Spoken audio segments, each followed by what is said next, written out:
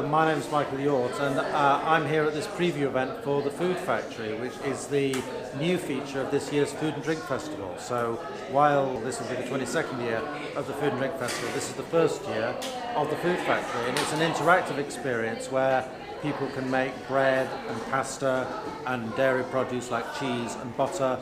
They can make their own gravlax, their own kimchi, lots of opportunities, and then finally they'll come down here into this room and make chocolate from scratch at the York Cocoa Works. So this is a new feature of the Food Festival, and it really sets us apart from other events like this, which it's very unusual to see this level of interactive activity. This event takes place every day, and we do a school's version of it during the midweek as well. So if you want to bring your family after school's finished, you can do, or you can come at the weekend as a visitor or resident.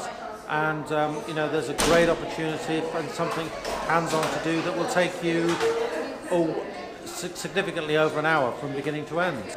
You can do this for a family ticket at £15. You can turn up on the day, or you can pre-book the tickets, and we're looking forward to seeing you.